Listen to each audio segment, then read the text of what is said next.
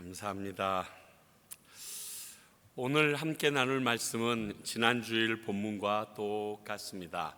요한복음 6장 1절서부터 15절인데 오늘은 예수님과 제자 사이에 있었던 그 상황들과 대화들을 통하여서 나누려고 하니까 여러분들이 읽으실 때 오늘은 예수님과 제자 양쪽 편으로 집중적으로 생각하시면서 한번 보시면 좋겠습니다.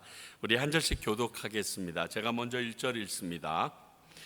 그 후에 예수께서 디베랴의 갈릴리 바다 건너편으로 가시매 큰 무리가 따르니 이는 병자들에게 행하시는 표적을 보았음이로라. 예수께서 산에 오르사 제자들과 함께 거기 앉으시니 마침 유월절인 유월절이 예수께서 눈을 들어 큰 무리로 자기에게로 오는 것을 보시고 빌립에게 이르시되 우리가 어디서 떡을 사서 이 사람들을 먹이겠느냐 하시니 이렇게 말씀하시면 친히 어떻게 하실지를 아시고 빌립을 시험하고자 하십니다. 빌립이 대답하되 각 사람으로 조금씩 받게 할지라도 200데나리온의 떡이 부족하리이다. 제자 중 하나 곧 시몬 베드로의 형제 안드레가 예수께 여짜오되 여기 한 아이가 있어 보리떡 5개와 물고기 2마리를 가지고 있나이다. 그러나 그것이 이 많은 사람에게 얼마나 되겠사옵나이까? 예수께서 이르시되 이 사람들로 앉게하라. 그곳에 잔디가 많은지라 사람들이 많으니 옥수가 5천 되었더라. 예수께서 떡을 가져 축사하신 후에 앉아있는 자들에게 나눠주시고 물고기도 그들에게 그렇게 그들의 원대로 주시니라. 그들이 배부른 후에 예수께서 제자들에게 이르시되 남은 조각을 거두고 버리는 것이 없게 하라 하시므로 이에 거두니 보리떡 5개로 먹고 남은 조각이 12바구니에 찼더라.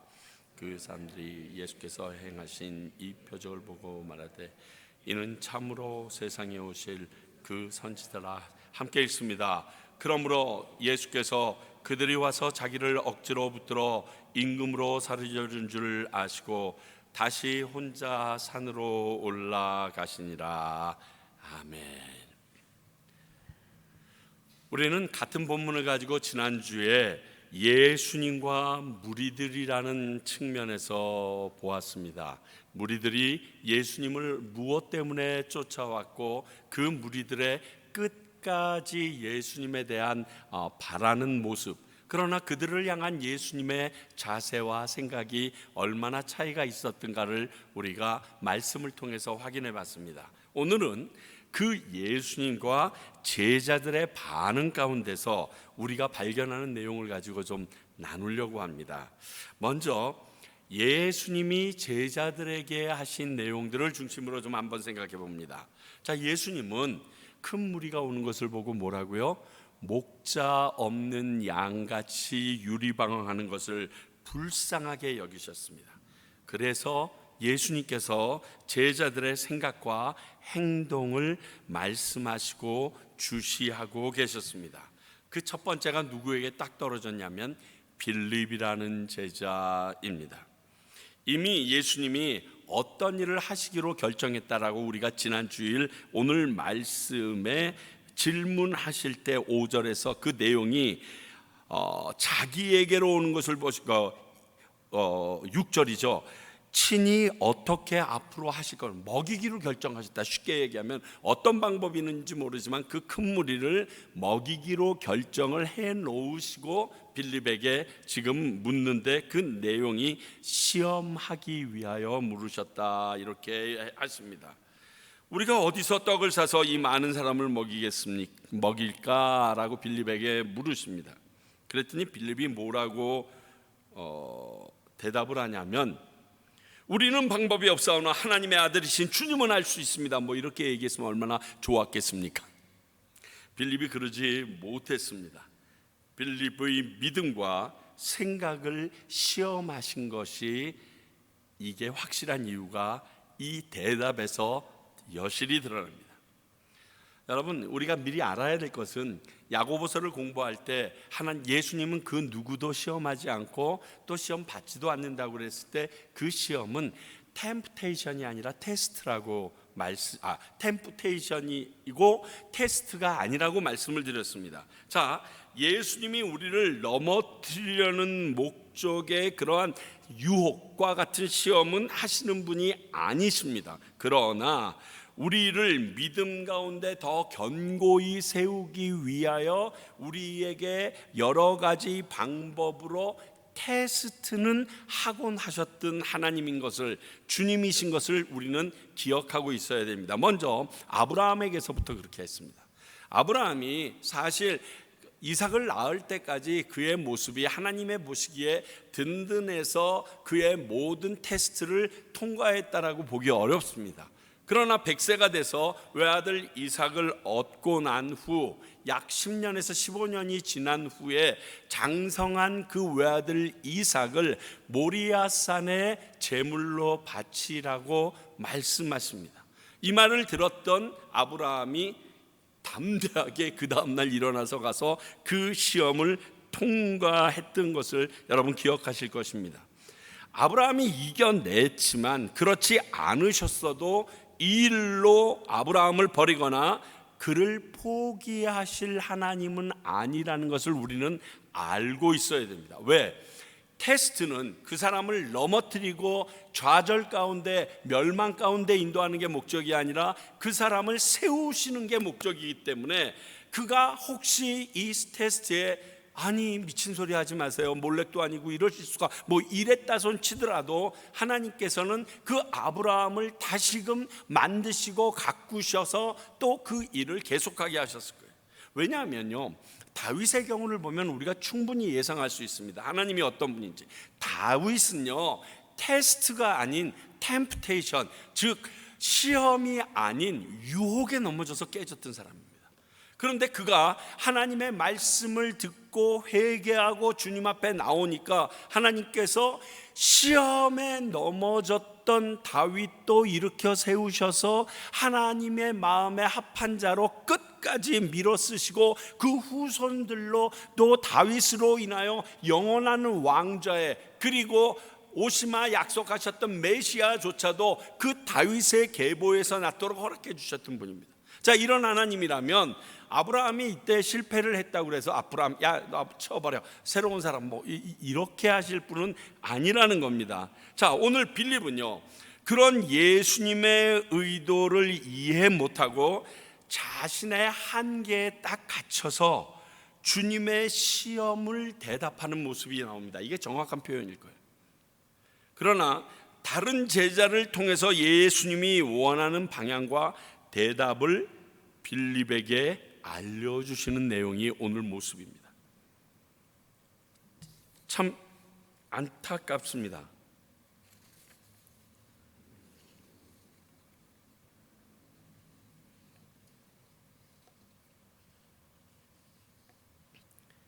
두 번째, 예수님이 제자들에게 하시는 모습은 남은 조각을 거두라라는 말씀을 하십니다. 이 말씀은 음식을 굉장히 귀히 여기시고 자연을 사랑하시는 예수님을 보여주면서 그 이상의 의미가 있다는 걸 우리가 알아야 합니다. 오늘 그 내용 가운데 첫 번째가 뭐냐? 제가 12절에 있는 그들이 배부른 후에라는 말씀이 딱 걸림입니다. 왜냐하면 배부를 때 사람은 신중해야 돼요. 이를 우리가 이렇게 표현해도 무방할 것 같습니다. 우리가 잘 나갈 때, 우리가 높아졌을 때, 우리가 인정받고 있을 때로 바꿔도 된다는 겁니다. 예수님께서는 그들이 찬사를 받으면서 예수님의 제자인 것에 아주 한껏 어깨에 뽕이 들어간 상태로 지금 그 많은 것들을 거두어 드리는 모습인데, 그때 고린도전서 10장 12절이 생각나게 하십니다. 그런즉 선줄로 생각하는 자는 넘어질까 조심하라.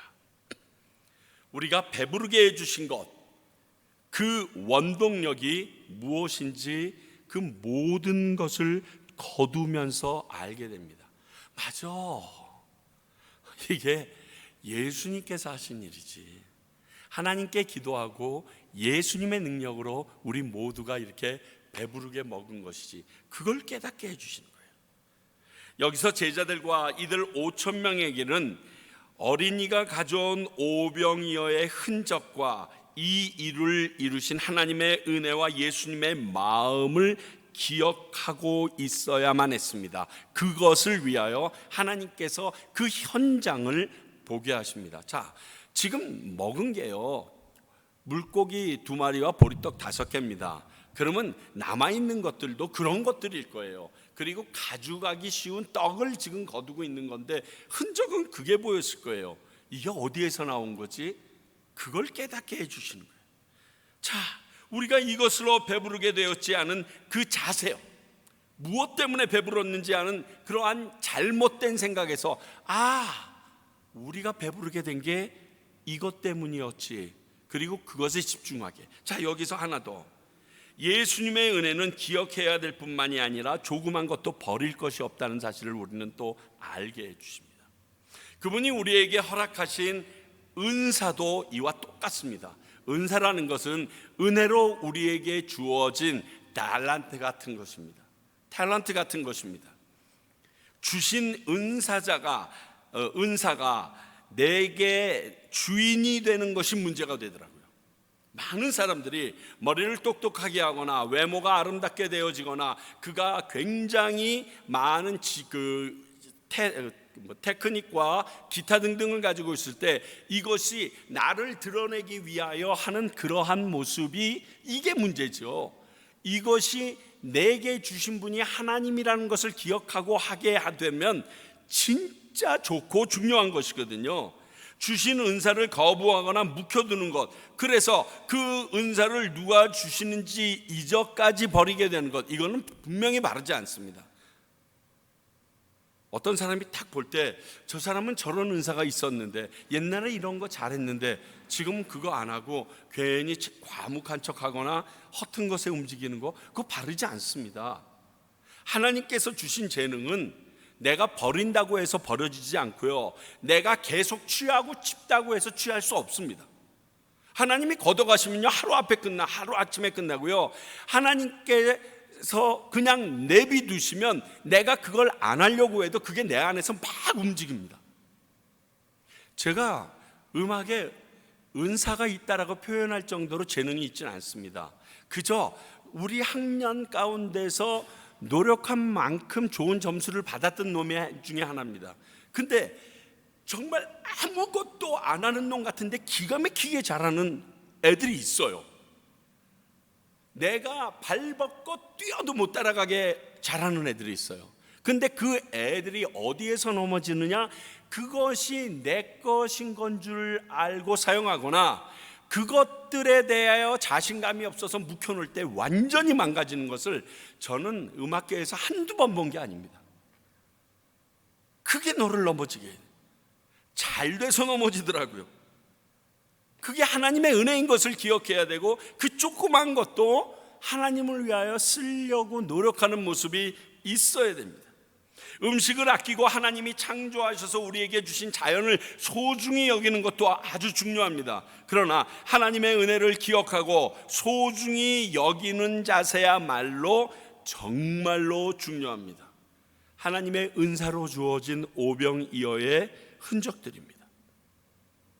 그것을 거두면서 이게 하나님이 나에게 허락하신 은혜라는 것을 다시금 되새기면서 부스러기조차 소중히 여기는 그 모습이 필요합니다. 제자들에게 남은 양식을 거들어가고 하신 예수님이 후에 이것으로 자신이 생명의 떡이라는 말을 시작하게 되는 단초가 되십니다. 이걸 가지고 오지 않아서 제자들이 이거 어떻게 하지라고 했을 때 답답해 하시잖아요. 너희들이 그 귀하게 여기는 그 떡, 내가 너희들에게 베풀어준 은혜 아니니? 근데 내가 있는데 뭘 걱정하니? 이렇게 이야기가 진행되거든요.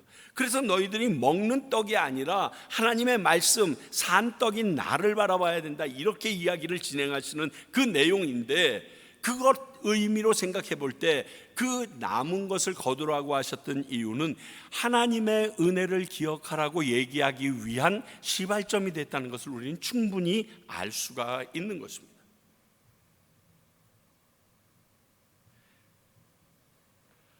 예수님이 하신 일을 기억하면 그들이 이 떡을 놓고 온 거에 대해서 그렇게 웅성웅성거리고 또 어떻게 말할까 걱정할 필요가 없었을 거예요. 주님이 계신데. 그리고 예수님께서 하신 일 중에 오늘 본문에는 명확하게 나오지 않지만 제자들을 떠나 보내시는 일이 있으셨습니다.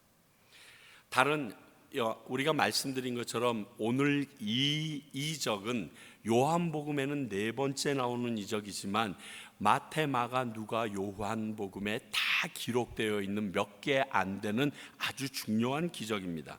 마태, 마가, 누가, 요한복음을 살펴보게 되면 오늘 본문 읽으신 15절 말씀 중간에 들어갈 내용이 나옵니다. 오늘 말씀 15절서부터 한번 연결해서 제가 이렇게 적어봤습니다. 그러므로 예수께서 그들이 와서 자기를 억지로 붙들어 임금으로 삼으려는 줄 아시고 예수께서 즉시 제자들을 재촉하사 자기가 무리들을 보내는 동안 배 타고 앞서 건너편 벳세다로 가게 하시고 다시 혼자 산으로 떠나가시니라. 이게 그 말씀의 정확한 내용입니다. 그래서 저는 여기에서 본문에 적혀 있지 않지만 이 내용 안에 내포되어야 할 이유가 충분한 15절 말씀을 가지고 한번 제자들을 떠나보내셨다라는 이야기를 나누고 싶은 거예요. 예수님께서 말씀하시고 혹 상황을 이끌어 가실 때 이유가 있음을 믿어야 합니다. 그리고 그 말씀을 따르는 게 중요해요. 자, 제자들 지금 예수님 지금 세례 요한파와 모든 기득권층의 서기관 바리새인들 대제사장들 수하에 있던 사람들을 우리의 손으로 끌어들일 기회입니다.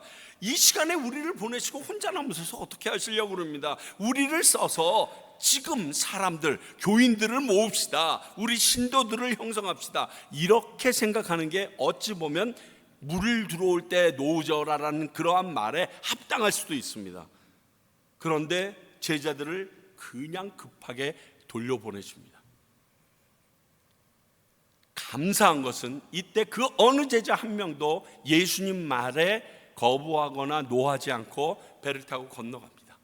물론 다음 주일 그 배 타고 건너가는 과정 가운데 있었던 어려운 일들을 우리가 보게 되겠지만 갑니다. 우리의 죽음이 이 하나님의 이유를 가장 정확하게 인도하는 방법이라는 걸 저는 압니다. 그냥 죽은 게 제일 정확하게 얘기하면요, 내가 이 땅에서 더 이상 있어서는 안 되는 겁니다.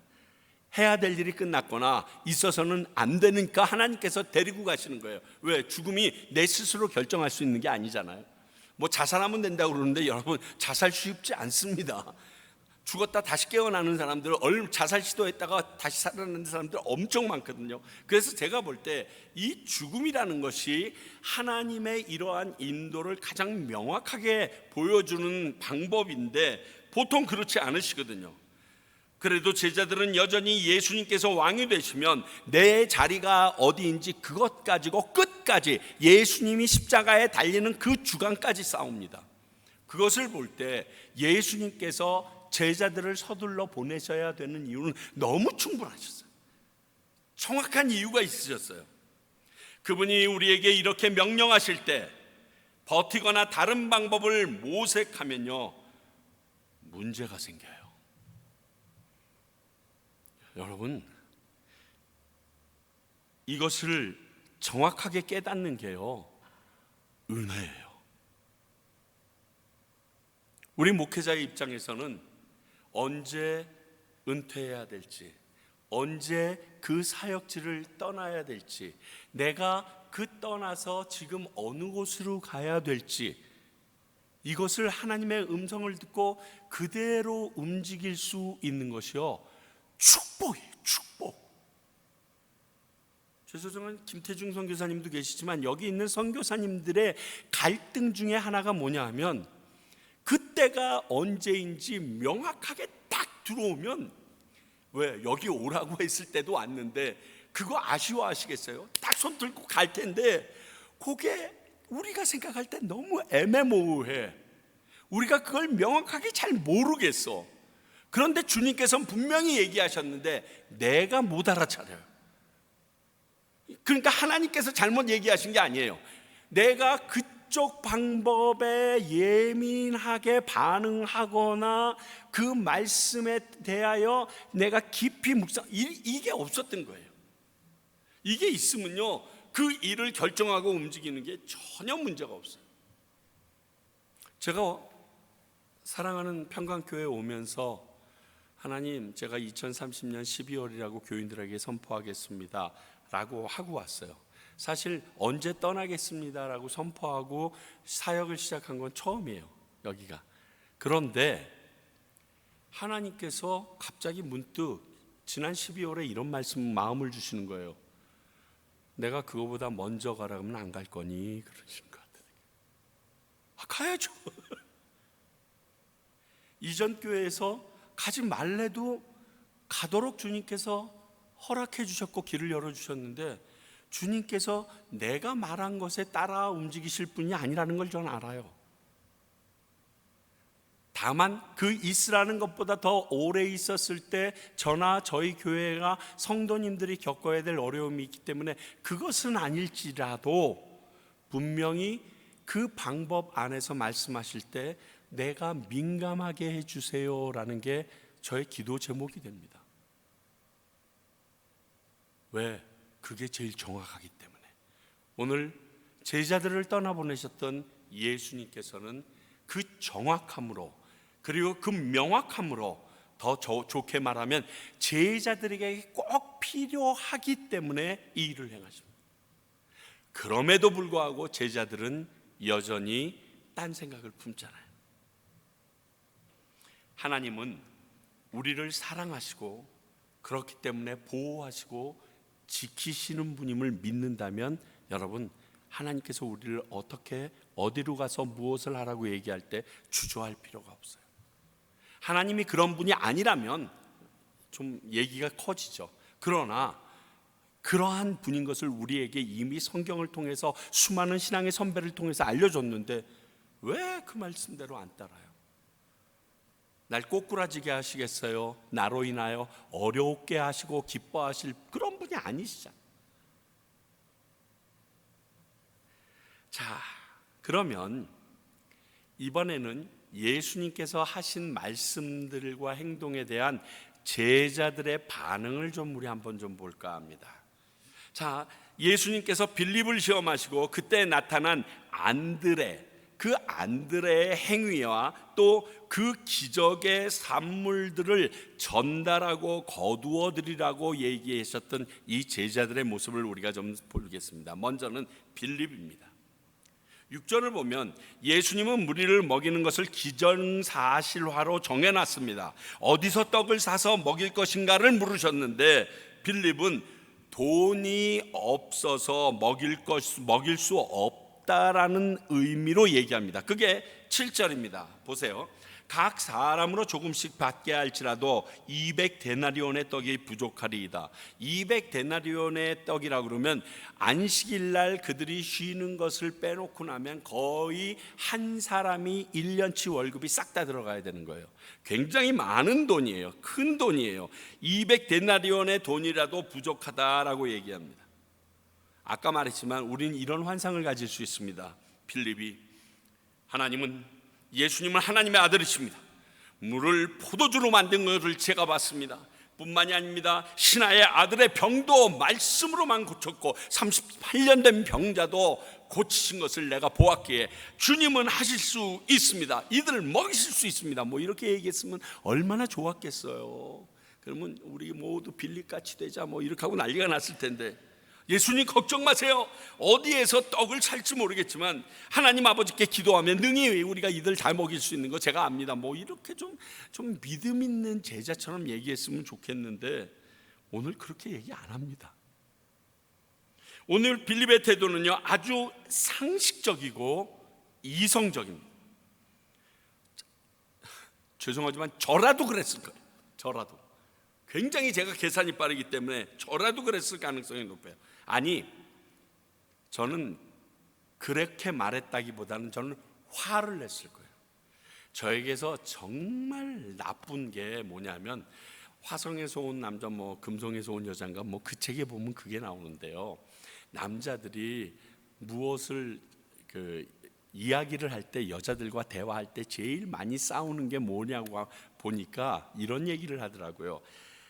그저 여자분들은 지금 내 상황이 이렇다, 힘들다, 그러니까 힘들겠다, 어떻게 하지, 이 정도 이야기를 듣고 싶어서 무엇인가를 얘기합니다. 예를 들어 이거 많은 거 이거 다 어떻게 다 정리하지? 내지는 이걸 어떻게 해야지 우리가 이삿짐을 빨리 정리가 끝날 수 있지? 그런데 남자들은 이것을 나에게 부탁했다라고 생각을 합니다.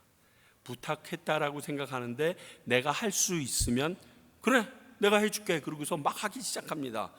사실 그걸 원했던 건 아닌데 그렇게 한대요. 그런데 그걸 하지 못할 때는 화를 낸답니다.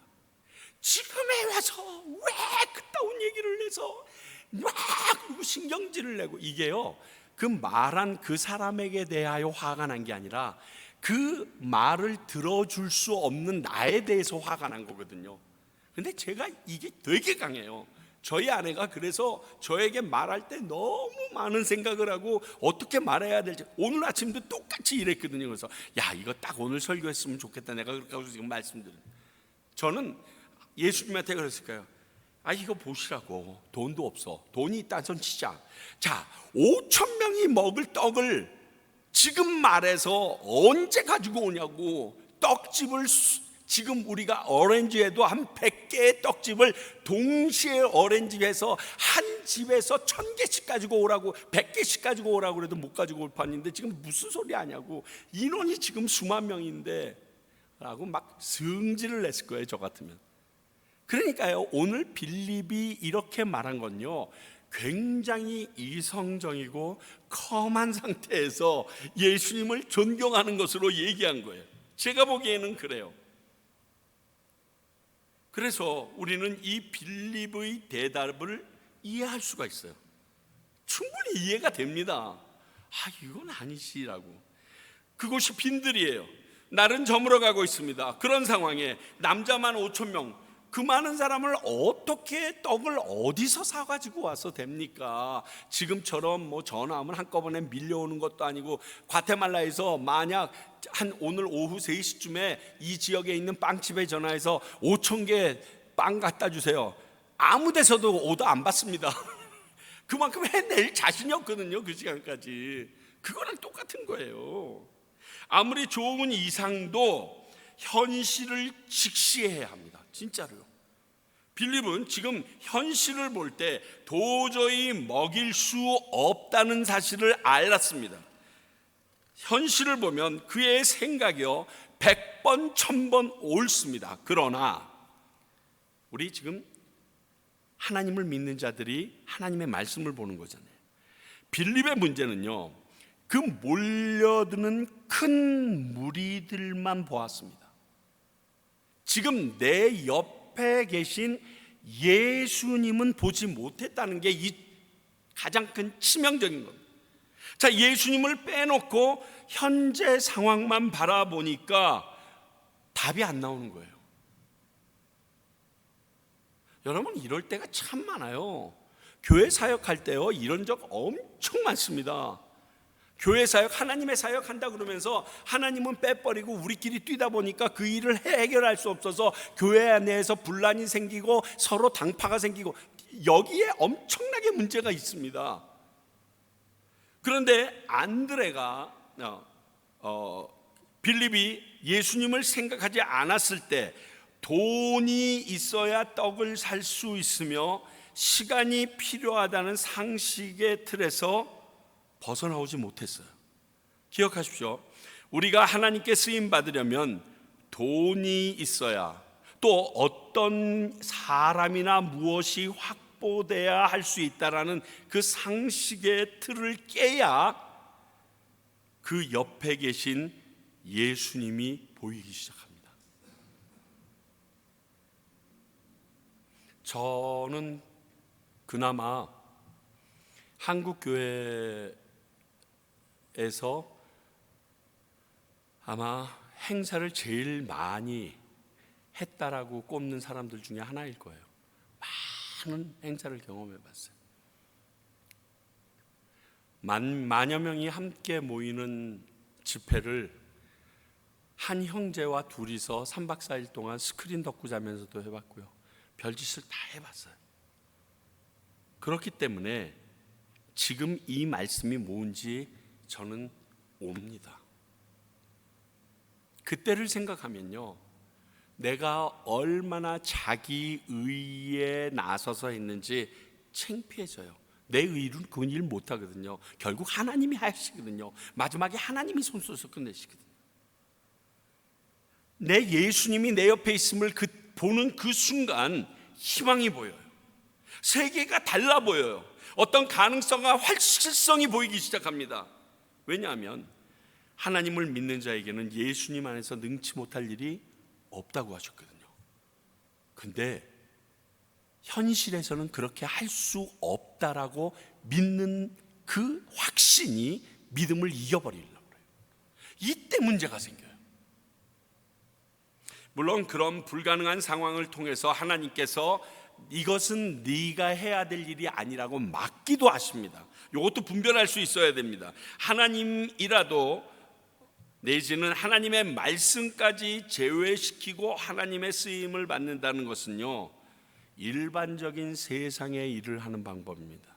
그런데 예수님의 그 많은 기적을 경험하고 그 많은 능력을 보아왔던 빌립이 예수님이 말씀하셨음에도 예수님은 빼어놓고 내가 알고 내 눈에 보이는 상식과 현실 앞에서 두 손을 들어버립니다. 이후에 빌립은 자기 몸을 내어줄 정도로 그것에 대하여 자신 있게 살아가게 됩니다. 그런데 이러한 사실이 있다는 것을 교회 안에서도 알아야 합니다. 하나님을 경험하는 삶을 우리 장로님이랑 안수 집사님이랑 같이 공부하면서 저희 교회 재정 원칙에 대해서 한번 얘기한 적이 있습니다. 저희 교회 재정 원칙은 이번 주일도 보고하겠지만 얼마가 있을 것이라고 전년도를 추산해서 그 일을 하지 않습니다. 금년도에 하나님께서 우리에게 하라고 말씀하셨던 일들을 중심으로 쫙 예산을 짜서 올라갑니다. 좀 답답하기도 하죠. 그래서 돈이 없어서 그만둬야 될까라고 생각할 때가 있을 거라고 착각하십니다. 저희들 그런 적 한 번도 없었습니다. 하고 싶은 거 그냥 다 했습니다. 돈이 넘쳐서가 아니라 우리가 할 수 있는 역할과 상황이 안 돼서 그 일들을 못해서 그 재정이 쓰여지지 않았죠. 하나님이 원하시는 일을 하는 데는요, 돈이 문제가 되지 않는다는 것을 우리 교회 운영위원들은 이제 깨닫기 시작했어요.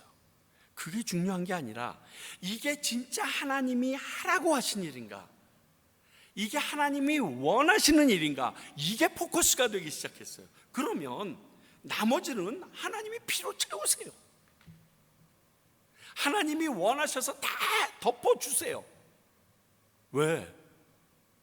우리는 하나님을 보고 이 자리에 나온 사람들이지 여기 모인 인원 그리고 보잘것없는 최유찬, 여러분 그렇지 않잖아요. 두 번째, 안드레가 등장합니다. 안드레는요, 요한복음에 딱 3번 등장합니다. 근데 딱 3번 등장할 때마다 누구를 데리고 옵니다. 이게 안드레의 특징이에요. 제가 앤드류라는 이름을 갖고 싶어 하는 이유가 이거예요. 앤드류는 그 다음에 항상 그 데리고 온 사람이 주가 되고 자기는 빠져서 흔적이 없습니다. 첫 번째는 요한복음 1장에서 시몬 베드로를 데리고 옵니다. 내가 구약에 많았던 메시아를 보았다 그래서 자기 형 시몬 베드로를 데리고 오는 일을 합니다. 그리고 오늘 이 일이 있고요. 그리고 요한복음 12장에서 헬라인들이 예수님에게 나오고 싶은데 어떻게 할 바를 모릅니다. 빌립을 찾아갔는데 빌립이 안 되니까 빌립이랑 안드레랑 같이 그 헬라인들을 데리고서 예수님 앞으로 인도하는 일을 합니다. 오늘 본문에는 오병이어를 가진 어린아이를 예수님에게 데리고 옵니다. 안드레는 예수님의 이 말씀을 듣고 5천 명을 먹여보겠다고 오병이어를 지금 예수님께 내어놓은 사람입니다. 어떻게 보면요, 이렇게 말해도 되죠. 현실 감각이 전혀 없는 사람이에요. 그래서인지 자신도 겸언 적어가지고 9절 하반절을 보면 이렇게 쓰여져 있죠. 그러나 그것이 이 많은 사람에게 얼마나 되겠사옵나이까. 죄송합니다 예수님, 너무 쑥스러워요. 이게 있어도 많은데. 지금 이렇게 얘기한 거예요. 자기 자신도 굉장히 겸언 적어서. 빌립이 없는 200데나리온 생각하고 있을 때 안드레는 그 말을 듣자마자 뭐부터 했을 것 같으세요? 자기 주머니부터 뒤지지 않았을까요? 자기 보쌈 뒤져보지 않았을까요? 뒤졌는데 아무것도 없어. 그러니까 막 회중 사이를 뛰어다니기 시작해. 그랬더니 어린아이 하나가 뭐 이렇게 하고서 하나 올려. 물고기 2마리와 보리떡 5개가 있어요. 근데 이것을 딱 드는 순간 여러분에게 이걸 딱 5천 명을 먹이자. 근데 어린아이가 오병이어를 줬어. 여러분 그걸 받고서 그걸 가지고 예수님한테 가실 수 있을 것 같으세요? 여러분 그거 쉽지 않습니다. 이게 좀 어느 정도 돼야 가지고 가지. 오병이어를 내가 보니까 당시에 이 오병이어는 보통 아주 가난한 사람들의 한 끼 식사로 나오는 도시락 같은 거래요. 우리가 뭐 도시락 살 때 이렇게 여러 가지가 있듯이 오병이어가 딱 있으면 그냥 옛날 가난한 사람, 당시 가난한 사람이 한 끼 식사하는 거 그냥 그 정도인 거예요. 근데 안드레는 이것을 가지고 예수님에게 왔습니다. 왜 왔을 것 같으세요? 현실 감각이 없어서? 또라이라서? 생각이 없는 애라서? 아니에요. 불가능해 보이는 오병이어가 지금까지 자신이 보았던 크신 하나님의 손에 들어가면 어떻게 될지 모른다는 사실을 알았어요. 이게 안드레가 어린아이를 데리고 예수님 앞에 가지고 갈 수 있었던 힘이에요. 그리고 그 모든 것을 예수님께 다 맡깁니다. 야야 너도 먹어야 되니까 물고기 1마리랑 떡 2개는 가져가고 우리 물고기 1마리와 떡 3개만 드리자, 뭐 이렇게 얘기하지 않고요, 그냥 싹 다 드립니다. 그는 무리를 먹이고자 하시는 예수님의 그 무리를 불쌍히 여기는 목자의 심정을 안드레는 보았어요. 그래서 예수님께서 이것을 통해서 무슨 일을 하실 거라고 믿었던 거예요. 이렇게 예수님이 일을 할 때는 우리는 그 예수님이 어떤 분이신가를 염두에 두고 시작해야 돼요. 그분이 가지고 계시는 능력뿐만이 아니라 지금 이 일을 나에게 시키셨을 때 하나님께서는 어떠한 마음으로 나에게 이 일을 맡기셨는가, 이거죠. 내가 가진 부족한 것들이 우선되는 것은 하나님의 일을 시작하기에 바른 태도가 아니에요. 없는 것 가지고 찾아 헤맬 필요가 없다고요. 좀 더 구체적으로 말하면 성령님께서 그 하나님의 일에 참여할 수 있는 공간, 움직이실 수 있는 모든 여건을 확보해 드려야 돼요. 성령님의 역사하심을 경험하고 싶다고 얘기하지 않는 교인은 없어요. 그런데 성령님이 운행하실 수 있도록 여유를 만들어주는 교인이 없어요. 이것은 성령님께서 감당해 주실 거라는 믿음이 있는 사람이 없는 거예요. 네가 잘할 줄 알아. 그러면 걔가 일할 수 있는 자리로 인도해 주고 걔가 일할 수 있는 파트를 놓아 주는데, 내가 너 잘할 줄 알아. 그런데 그런 자리가 없어요. 얘 안 믿는 거거든요. 하나님을 믿어요. 예수 그리스도의 능력을 믿어요. 성령님께서 역사하심을 간절히 소원해요. 근데 그분께서 움직이실 수 있는 모든 상황에서 내 상식과 내가 가지고 있는 경험치에서 딱 닫아놓고 있어요. 근데 안드레는 그러지 않았어요. 이 말이 준비를 소홀히 하고 기도만 열심히 하라는 말이 그렇게 들리지 않았기를 간절히 바랍니다. 왜냐하면 우리에게 지혜와 판단력을 주신 것도 이 일이 하나님의 방법인지 알도록 하는 또 바로미터이기 때문에 우리에게 지혜 주실 수 있어요. 그걸로 판단하게 하시거든요. 그리고 오늘 이 안드레의 모습에서 또 하나 배울 수 있는 것이, 아무리 소중하고 귀하다고 할지라도 자기 손에 있을 때는요, 어린애 한 끼 식사밖에 안 됩니다. 그러나 이것이 하나님께 드려질 때 놀라운 역사가 일어납니다. 우리 아까 부른 찬양 가운데 주가 일하시래라는 찬양 2절에 이런 부분이 있었습니다. 작은 떡과 물고기 내 모든 걸 드릴 때 모두 고백해 여호와 이래. 주가 일하시네, 주가 일하시네. 예수님께서 이미 준비 끝내놓으셨어요. 예수님께서는 그곳에 있는 어른만 5,000명, 수만 명이나 되는 그들을 불쌍히 여기시고 그들에게 떡과 음식을 제공하기로 이미 결정하셨어요. 그런데 그분 앞에서 작은 떡과 물고기가 나오지 않는 거예요. 내 모든 걸 드리는 인생들이 나오지 않는 거예요.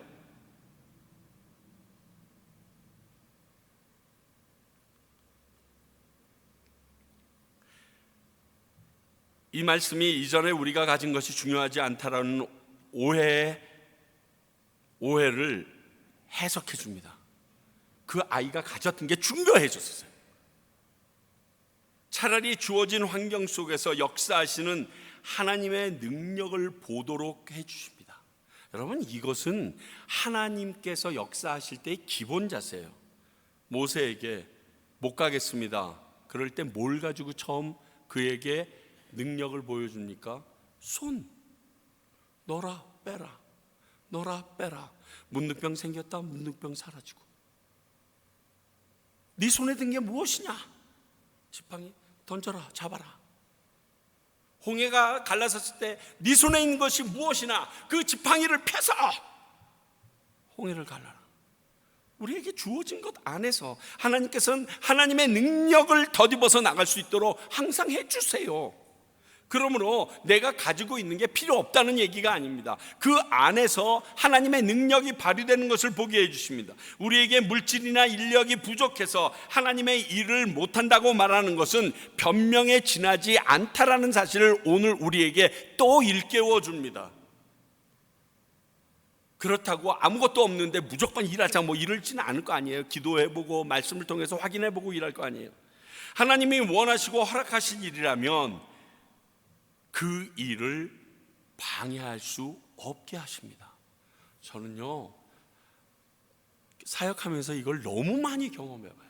그 다음부터요, 누구는 그렇게 얘기하더라고요. 최 목사는 일을 너무 무리하게 벌린다고.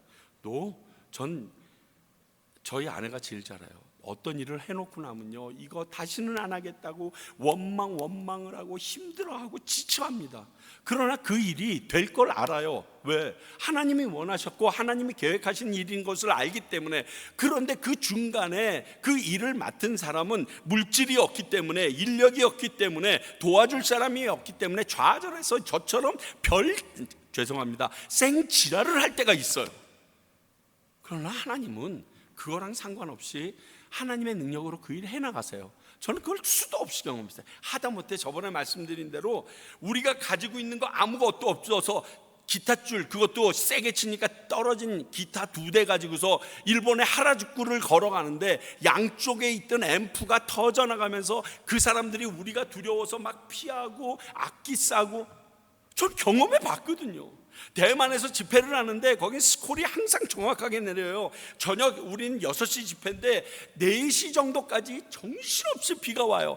세팅하는 데만 2시간이 걸리는데 미리 세팅해놓고 비닐로 다 싸놓습니다.